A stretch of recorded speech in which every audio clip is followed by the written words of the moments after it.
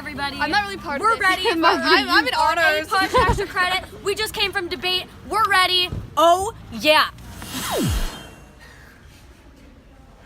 That's a video. What are you?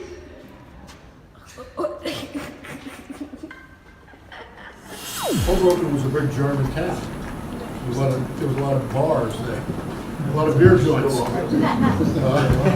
Yeah, I understand they are now too. I was born in Hoboken, so I got to be careful what I say. But yeah, there was a lot of ports, a lot of docking facilities there, and of course, across the river was New York and the Brooklyn Navy Yard and so forth. So it was a natural way to ship soldiers over by boat to load them up there.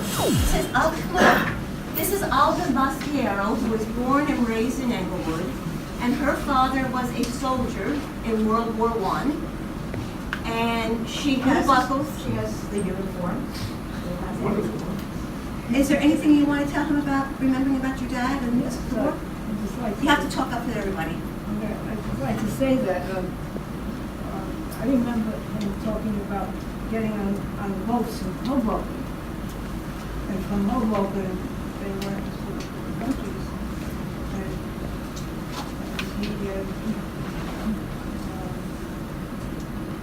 and he went to France, Belgium, all the countries around that area, Belgium, France, Italy, England. And they're talking about all that. And he was a very proud American. He came to this country and he just wanted to be an American soldier. There was a lot of little stories like that. Now, you put 17,000 men on a ship, and they've already been exposed in the camps to flu. What do you think happened? They were in closed quarters. So many of them died on the crossing. Some of them were so sick they couldn't march to the ship from Alpine, from the camp to the Alpine landing. They died on the way, or had to be taken back to the hospital. So the flu was probably took a lot more lives than we realized. So they tell you to get your flu shots, get your flu shots. Well, I'm working on a project now to flesh out those individuals, to learn when they died, what was their cause of death, where were they from. Yes, welcome to my blog. Pomegranate.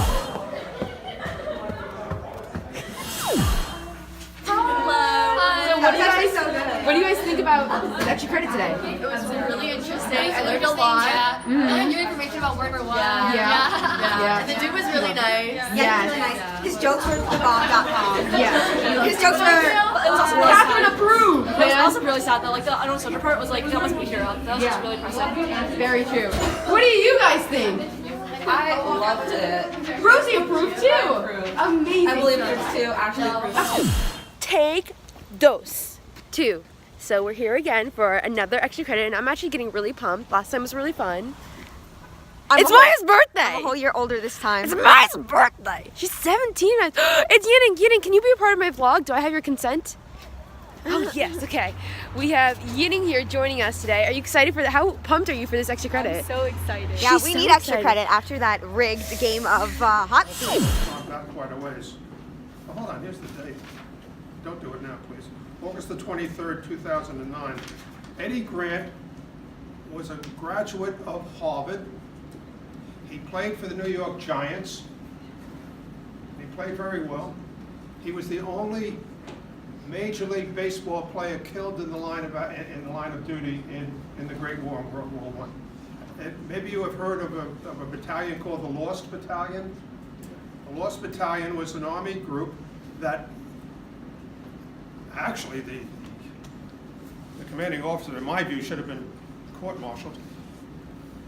If you have 2 or 3 units online ready to, let's call them jump out or jump off, the middle one is responsible for coordinating time of departure, azimuth, in other words, the heading, and the rate of movement. This one did not coordinate with the French on his left and the Army on his right, and he jumped off with his battalion and was way ahead of everybody else because they didn't know he was leaving, and now he was exposed. The Germans came in, surrounded them, and they became known as the Lost Battalion, and they were all captured. This group was ordered to go and find them and get them back safely. This group went out, did find them. Captain Eddie Grant, former New York Giant baseball player, was in this group, and he was killed in action trying to save the lost battalion. The Mets, when they came to New York, they tried to incorporate both the Dodgers and the old Giants. Young people may not remember this, but there were two other baseball teams in New York in those days, the Giants and the Dodgers. The Giants wore orange, the Dodgers wore blue. That's why the Mets today wear blue-orange, just to reflect that.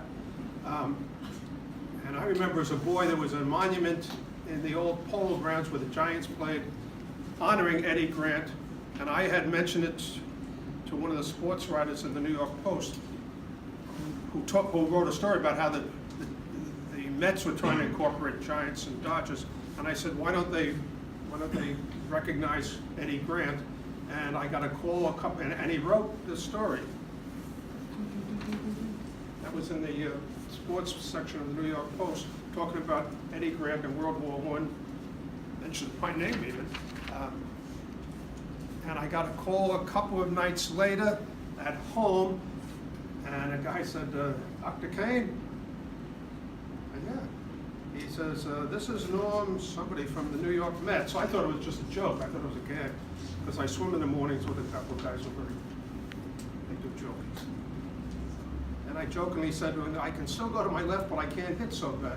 He said, no, I'm really with the Mets. and we're going to honor Captain Eddie Grant at a ball game against maybe the Braves.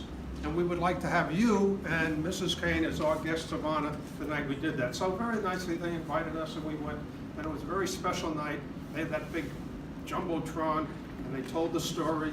And it was very nice. But my point is, even to this, and now if you go to, what's it called, Citi Field?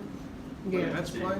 If you go into Citi Field, behind home plate, immediately to the right is the Mets, I guess they call it a Hall of Fame, or they have a display there. And there's a big piece about Eddie Grant, World War I, and that article.